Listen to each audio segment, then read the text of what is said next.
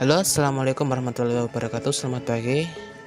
Di sini saya Muhammad Rizky Ramadhani akan menyampaikan hasil video presentasi saya yang membahas tentang contoh pengambilan keputusan di sektor pemerintahan. Dalam pengambilan keputusan, seringkali seorang pemimpin dituntut untuk memperhatikan beberapa hal dalam membuat suatu keputusan. Beberapa di antaranya yaitu: yang pertama, masalah yang dihadapi; kedua, dampak yang akan terkena jika keputusan diambil; yang ketiga, memiliki keputusan cadangan bila keputusan yang pertama dianggap kurang efektif; yang keempat, evaluasi apakah keputusan yang dia buat benar, efektif, atau tidak efektif. Nah, berikut ini akan saya paparkan 5 contoh kasus pengambilan keputusan dalam pemerintahan. Kasus pertama yaitu kebijakan yang dibuat oleh Presiden Jokowi dalam menangani COVID-19. Salah satunya yaitu membentuk tim Satgas COVID-19. Tugas dari tim COVID-19 ini yaitu untuk segera menangani penyebaran COVID-19 dan memberitahukan kepada masyarakat mengenai bahayanya COVID-19 serta jumlah kasus COVID-19 yang beredar di Indonesia. Dalam kasus ini, keputusan yang diciptakan bersifat secara tidak terprogram atau mendadak.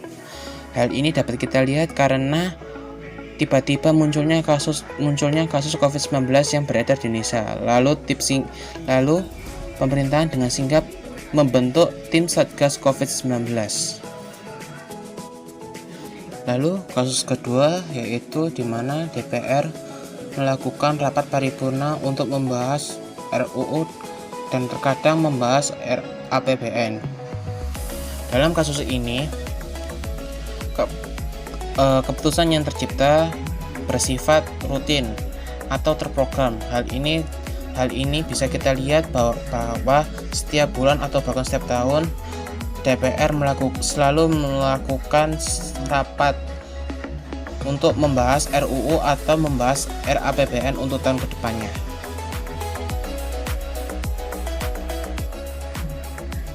Lalu yang ketiga yaitu kasus di mana Gubernur Jakarta Anies Baswedan mengumumkan melakukan PSBB transisi kembali mulai tanggal 12 Oktober 2020.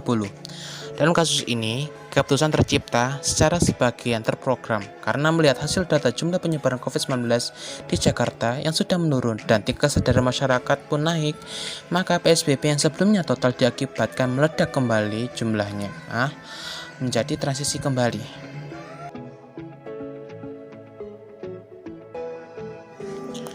Lalu yang keempat yaitu Gubernur Jawa Timur Khofifah mengambil 6 bidang kebijakan untuk menangani COVID-19. Di antaranya bidang perhubungan, bidang pendidikan, bidang kesehatan, bidang pemerintahan, bidang ekonomi, dan bidang informasi dan komunikasi. Dalam kasus ini, keputusan tercipta secara terencana dan melihat kondisi Jawa Timur saat ini. Hal ini dilakukan untuk menjaga setiap aspek sektor agar merata dan tidak ada yang merasa tertinggal.